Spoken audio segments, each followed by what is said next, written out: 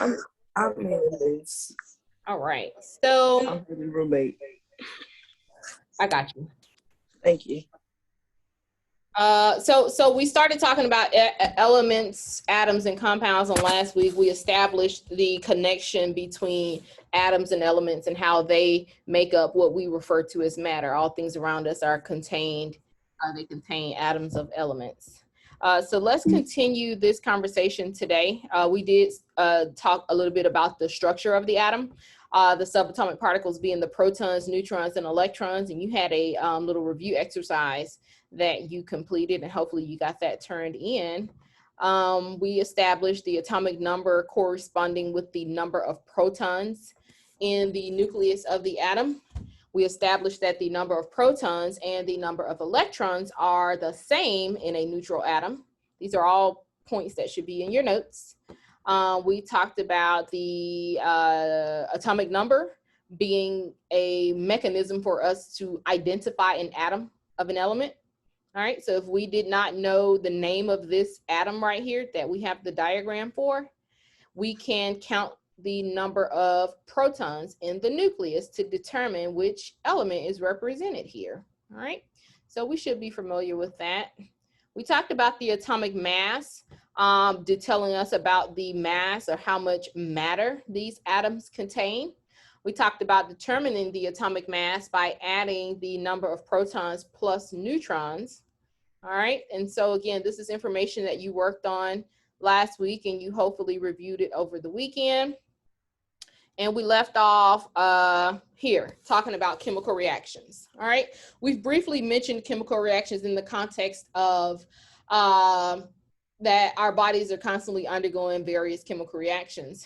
We identified a few when we talked about cellular respiration. Right, we showed you the chemical reaction for cellular respiration. We showed you the chemical reaction for photosynthesis. All right, in terms of chemical elements and so forth, there are also chemical reactions that take place. And these chemical reactions, when we look at the elements on the periodic table, we know that the arrangement of elements is based on their chemical reactivity, right?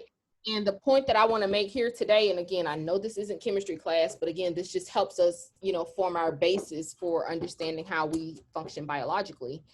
The activity or the chemical behavior of an atom, right, how it interacts with other atoms of different elements is determined by the number of valence electrons. All right, so, we won't go into a whole lot of detail about it, but when we looked at the structure of the atom, right, we saw that the nucleus of the atom had the protons and neutrons, right? And then in those outer energy shells, we saw electrons, right? And so it is those electrons that are found in those outer energy shells, those valence electrons that are going to dictate the sort of chemical behavior of the atoms, all right? And again, this behavior of these various atoms, that helps to dictate where they are aligned on the periodic table, right? So elements in the same vertical columns of the periodic table have similar tendencies and behaviors in terms of how they lose or gain or share electrons, all right? So just sort of conceptualize that for me. We know when we form compounds and molecules, we're having atoms of different elements interacting together, right? And that reactivity is determined by the valence electrons. All right, that's what I want you to know for this course. So again, we have chemical bonds that take place in order for these atoms of different elements to interact together. And so here's the point that I want you to note. When atoms of different elements combine, right, to form a new compound, that's a chemical compound being formed, right? When atoms of different elements interact together. So we'll define a chemical compound when atoms of two or more different elements combine in a fixed ratio. That's when we get chemical compounds being formed, right? Or new molecules being made, right? Water is an example, right? We like to use water. We understand the chemical symbol for water is H2O, right? And that definition tells us that atoms of two or more different elements combining in a fixed ratio, right? Water is a chemical compound composed of hydrogen and oxygen in a fixed ratio of 2:1. Every water molecule will have 2 hydrogens and 1 oxygen. That is a fixed ratio that does not change per water molecule, right? And so the chemical symbol for this molecule is H2O. There are a number of other chemical compounds that are formed when atoms of different elements interact together. All right. What questions do we have about this?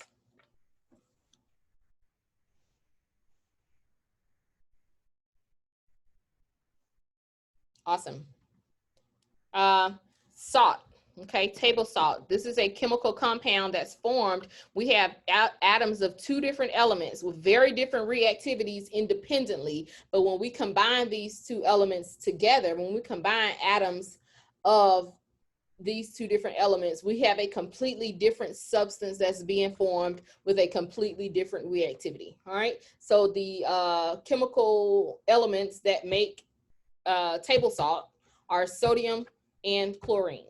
Okay, sodium and chlorine put together make sodium chloride. That is a formation of a new compound. New chemical compound is being formed here. All right. 2 new terms I want us to look at: chemical reactions. Okay, so when we say these chemical compounds are being formed, it is the result of a chemical reaction taking place. Okay, we get a new product being formed. Okay, so the formation of water from hydrogen and oxygen is an example of a chemical reaction.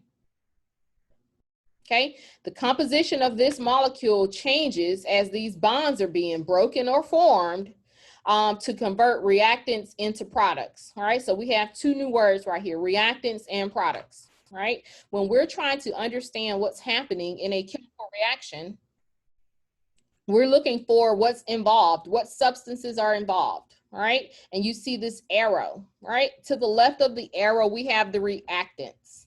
All right, the reactants are the substances in the reaction that are going to be involved in this reaction. Okay, the arrow indicates that something is being made or produced. Okay, the products are the result of the chemical reaction. Okay, so we have our reactants being converted into a new substance that we'll call a product. Okay, one point I want to make here is we're talking about chemical reactions, is that chemical reactions do not create or destroy matter, but they only arrange it in various ways. All right, so these new substances are being formed as a result of the rearrangement of these atoms of elements. Okay, can anybody identify the chemical reaction that is being represented here?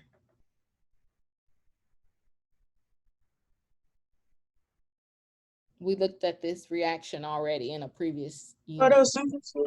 That is photosynthesis. What are the reactants in this equation?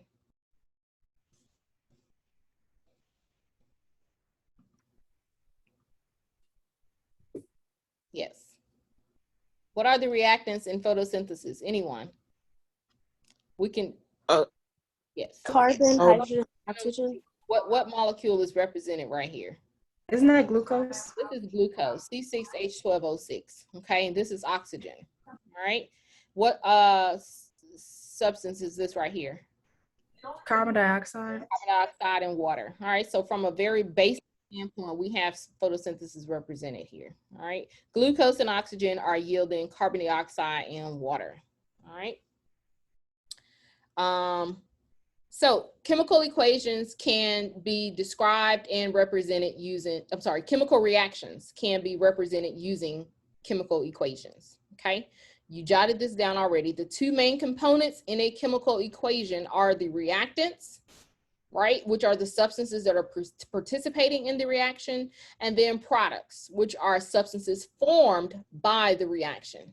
So why does this matter in biology? It matters, right? We are the product of a total sum of chemical reactions all day long, right? Metabolism, right? Remember when we identified our characteristics of life and we said metabolism and energy as a requirement?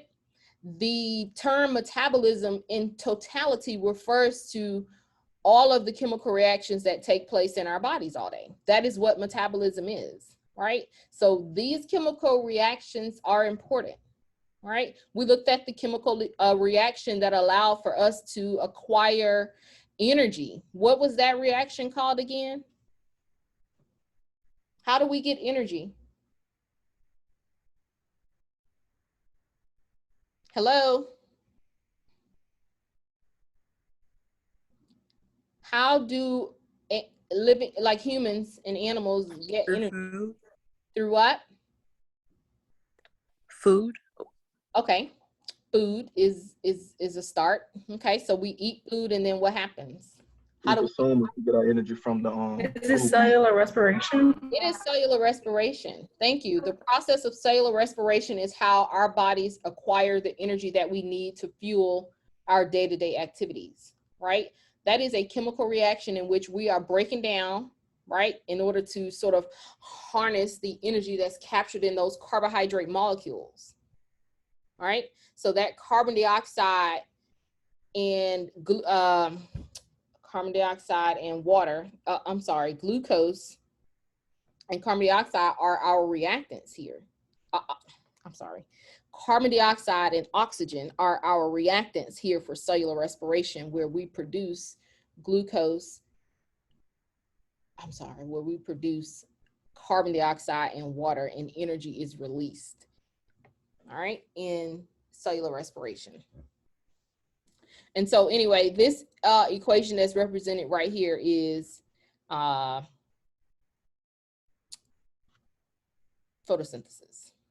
All right. So how do we get these atoms of different elements to interact together to form these new compounds? Well, chemical bonds are formed. All right. Atoms of different elements are held together by forces of attractions that we call chemical bonds. All right. You've heard about chemical bonds before. All right. These forces of attraction can form bonds that are either considered to be strong bonds or weak bonds. Okay. These strong forces of attraction or weak forces of attraction. All right. Strong bonds. Let's look at two types of strong chemical bonds. All right. There are two types. We have covalent bonds and ionic bonds. Write those two names down.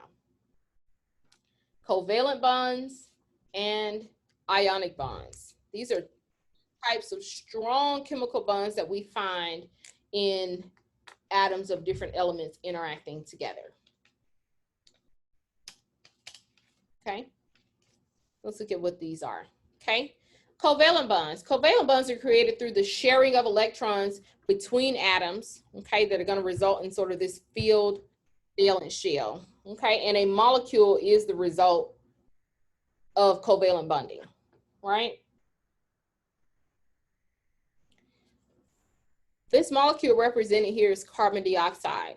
Okay, it has a chemical symbol CO2. That means we have one carbon and two oxygens for every carbon dioxide molecule. All right, we've got the sharing of electrons between these carbon and oxygen atoms, right? We end up with the field valence electron, valence shell, and the type of bond that's holding these atoms together are covalent bonds. All right, sharing of electrons between atoms that result in a field valence shell. All right, on the other hand, ionic bonds are formed between the positive charge and a negative charge the positive charge of a cation and the negative charge of an anion, right? And so we end up forming an ion, right? So now this is a atom with a charge. It's no longer a neutral atom. All right, it's an ion, a particle with an electrical charge. Okay, ions are formed when an atom gains or loses an electron. All right, and again, this is going to be dictated by the number of valence electrons in that outer energy shell. Okay, you'll get a lot more information about this in your general chemistry class if you haven't taken it already, or if you have, this is probably a review for you. I don't want you to get too bogged down in the chemistry, too much of it, but you should understand from a conceptual standpoint that chemical bond formation is the result of the sharing of electrons between atoms of different elements, okay? And we have new products being formed, right? So we have the elements oxygen and carbon here involved with the production of a new molecule, carbon dioxide, right? So a molecule is the result of these covalent bonds. This is an example of a strong chemical bond. Ionic bonds can also form due to the gain or loss of an electron, and we have the formation of an ion, okay?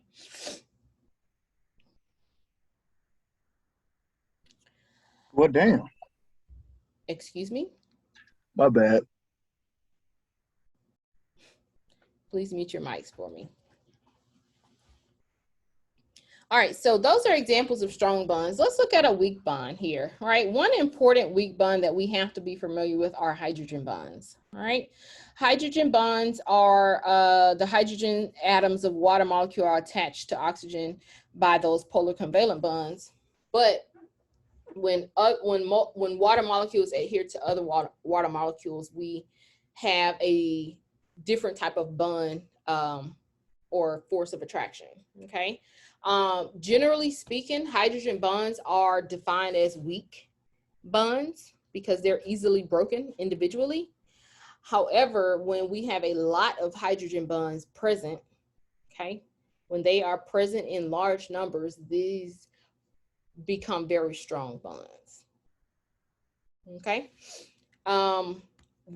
These hydrogen bonds that we see in the water molecule are responsible for many of the properties of water that we rely on, okay? I have an illustration here to show you.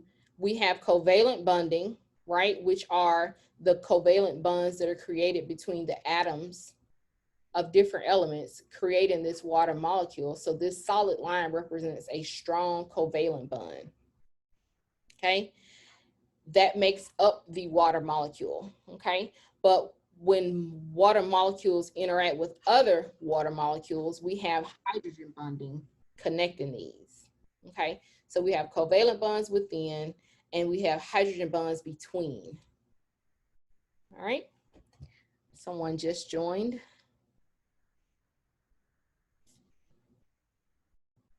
All right, so the water molecule. Let's talk a little bit about this water molecule. This is a very important substance or molecule that we rely upon for sustaining life, right? All right, any questions about hydrogen bonds? Okay, so the information that you want to note here is that hydrogen bonds are a type of weak bond individually, but collectively they can become very strong bonds, all right? We see hydrogen bonding between water molecules, okay? And that's represented by this broken line here, all right? All right, so I want to define a few properties of water real quick before we run out of time. These are some very important properties that help to sustain life, right? We're clear that life's chemistry is tied to water, okay? Life evidence suggests that life first evolved in water, okay? The earliest life forms were to have been found in water, okay? We're clear about that. We're clear that all living organisms require water, right? And this is, again, this is reminding us of the importance of this conversation in biology. We're looking at the study of life, okay? Water is a molecule that is created due to the interactions of atoms of different elements. So it is a chemical compound that we now know is essential for life, okay? All living organisms require water. Our cells, right, for which we're made up of, consist of about 70% water, okay? So that in and of itself should speak to the importance of water in life's chemistry, right? there are three properties of water that you should be familiar with, okay? This property of cohesion, adhesion, and capillary action. Write them down. Cohesion, adhesion, and capillary action. Cohesion tells us that water molecules have a strong tendency to stick to one another, okay? That's where we saw the interactions of those hydrogen bonds. Cohesion says that, excuse me, water molecules have a strong tendency to stick to one another. All right, so we see this property manifested if you've ever been in a swimming pool and have you guys ever seen like an insect walking across the surface of water, like in a pool? Have you ever seen that at all? Yes. Yes. So that is because when these water molecules stick together, it's creating sort of like a film or a layer. All right. There's this idea of surface tension that's being created as these water molecules adhere together. Okay. And that surface tension is basically creating like a film that's allowing for this bug to sort of walk across without sinking. All right. So cohesion tells us that water molecules like to stick together. Adhesion tells us that water molecules have an ability to stick to other kinds of substances, right? So an example would be like if you have a cold bottle of water, have you ever noticed the condensation that can accumulate on the outside of your water bottle? Like if you're in a warm or outside and you have a cold bottle of water, you're going to start to see condensation and you're going to have like water bubbles on the outside of that water bottle. Have you ever noticed that before? Yeah. Yes. So that is a property that's representing the property of adhesion, where these water molecules are sort of sticking to that water bottle. All right. Also, if you've ever like poured water into a cup or like a beaker, and you see the water molecules sort of adhering to the sides of that cup right at the top on the surface. All right, it's adhering to the sides of those beakers, and you kind of get that meniscus forming where you have the surface tension in the middle, but up on the sides of that meniscus, water is sort of attaching to the beaker, if you will. All right, that's adhesion, and water molecules have the ability to stick to other substances. All right, and then there's capillary action. Okay, this tells us that water can move up through narrow tubes. Okay, so like through a straw. From a natural phenomenon, you might see it with plants. When plants are taking up water through their roots, right? When we water our plants, we're pouring water into a soiled, like a pot, right? We're pouring it down, but there are roots, right, for that tree or plant down in that soil, and water can traverse up those veins of our plants, right, and reach the petals and other parts of the plant, right? That's an example of capillary action. And capillary action is basically like a combination of both adhesion and cohesion. I think I have an illustration. Okay, maybe on the next page. Okay. The hydrogen bonds. All right, we talked about bonding just a moment ago. Hydrogen bonds are making that water cohesive, right? So the tendency of molecules of the same kind to stick together, we're going to say cohesion. Okay, water molecules exhibit this property. Okay, the tendency of two kinds of molecules to stick together also are adhesion. Cohesion is related to surface tension. So again, I mentioned the example of the bug walking across the surface of some water in a pool, okay? And surface tension, again, is kind of a thin layer that's created, and it's a measure of how difficult it is going to be to break the surface of that water. And so surface tension is a result of the presence of hydrogen bonding, okay? All right, so this is the schematic that I was thinking about here for cohesion, adhesion, and capillary action. Let's look over here on the right hand of the screen first. Cohesion, all right, so we have an illustration of water in a beaker, all right? These water molecules are sticking together right here and sort of creating this thin film or layer on the top of this surface, all right? We refer to this structure scientifically as a meniscus, just the shape of it and how it's created, all right? But it's created due to cohesion, okay? The interaction of these water molecules sticking together, right? And creating this surface, all right? Adhesion, on the other hand, is represented when we now see these water molecules sort of adhering to the sides of this beaker. Okay, that's adhesion, these water molecules sticking to other substances. All right, over here we have an example of capillary reaction. We have a beaker of water, and then we have some kind of capillary tube or straw or vein or anything that you want to imagine. These water molecules can traverse up this tube, up this tubing. All right, that is an example of capillary reaction. Other properties of water, we know that water can exist in different states. Okay, water can exist as a gas, a solid, or a liquid. Okay, water is less dense as a solid than as a liquid because the hydrogen bonding.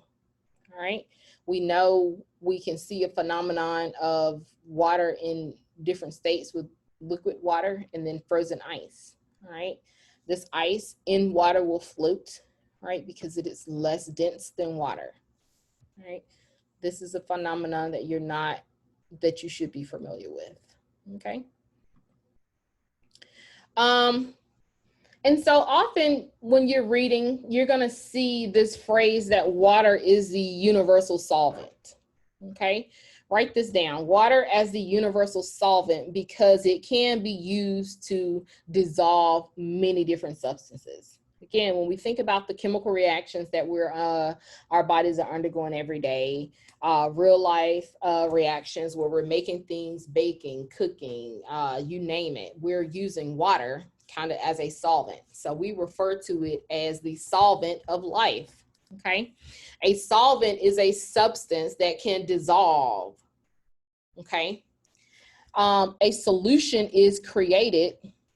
All right, a solution is created when we dissolve substances with a solvent. So by definition, a solution, write this down, is a liquid consisting of a uniform mixture of two or more substances.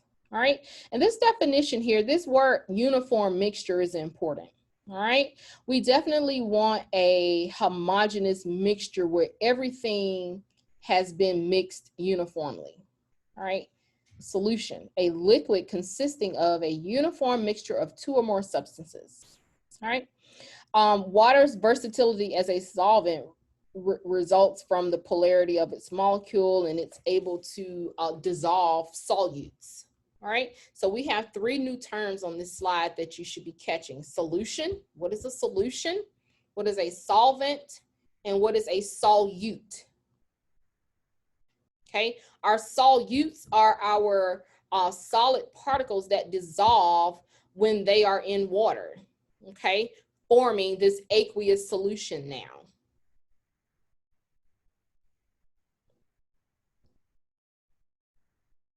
So I want you to spend some time after class today reviewing these principles for how water is referred to as the solvent for life, right? It can dissolve a lot of substances. A lot of the mixtures and reactions that take place is due to the presence of water, all right?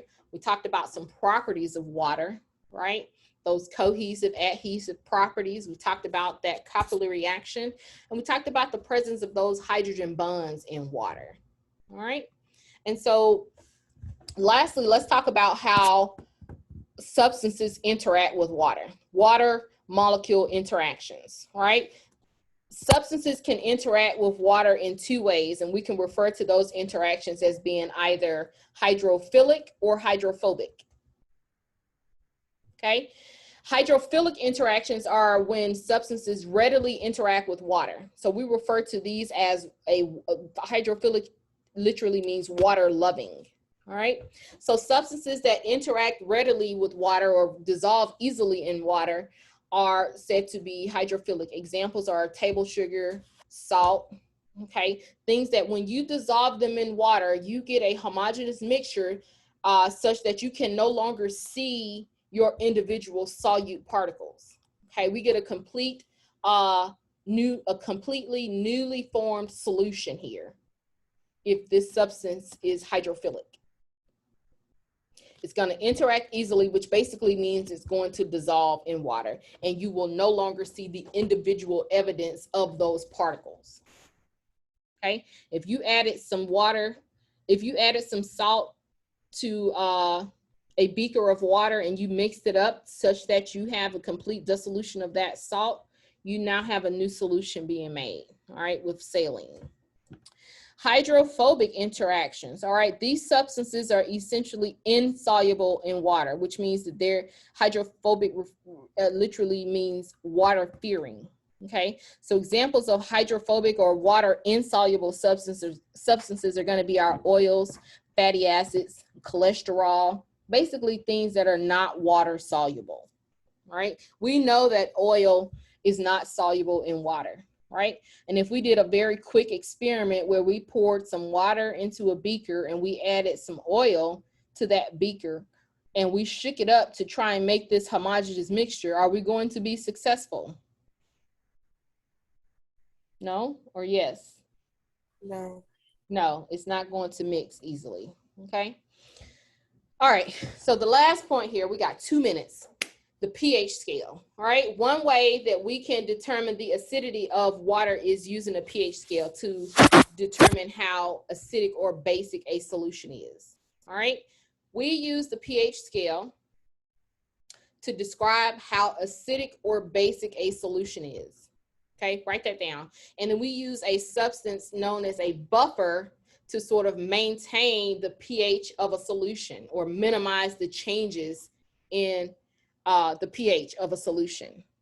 Okay, I'm going to push to the next slide really quickly just so we can look at the parameters for basic and acidic solutions. Okay, so what we're saying here is water molecules can sort of ionize when they dissociate or break apart. Right, so we can get the creation of hydrogen ions or hydroxide ions.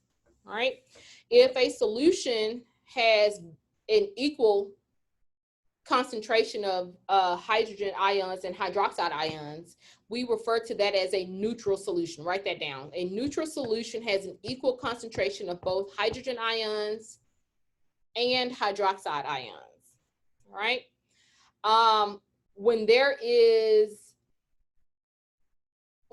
when the concentration of hydrogen and hydroxide ions are not equal, we now either have acids or basic solutions. Okay, an acid dissociates to create the hydrogen ion plus anions, and then bases dissociate to create our hydroxide ions. All right, let's look at the pH scale for determining an acidic solution and a solution. Okay, the pH scale is a convenient way for us to measure the acidity of a solution. All right, the pH is defined as the negative log of the hydrogen ion concentration. And if we're looking at pure water and we're trying to measure its acidity, it should have a pH of about 7. Right, and so we refer to this as a neutral solution. Okay. Acidic solutions are those that are going to have a pH of less than 7. Okay, anything less than 7 is going to be considered acidic. Okay, a basic solution is going to have a pH of 7 or greater or higher than 7. Okay, so from 7 to 14. So the pH scale ranges from about 0 to 14. All right. And again, this pH scale is a measure of how acidic a solution is. And then we can refer to this solution as neutral if it has a pH of around 7. We can refer to it as an acidic solution if it has a pH of 7 or less than 7. And neutral has a pH greater than 7. All right. This is just a quick schematic or representation of some substances that we come in contact with every day and their acidity, right? So we know that battery acids, that's quite acidic, lemon juice, vinegar, these are all examples of acids. Pure water, right, is supposed to be neutral. human blood, tears from our body. Those are examples of neutral solutions. Your urine should be, no, the urine kind of moves over into acidic, but like bleach, ammonia, these are examples of basic solutions. Okay. They're going to have high hydroxide ions. All right. I'll stop right here. I did record today's lecture. I know I went a little fast at the end. But yes, I did record.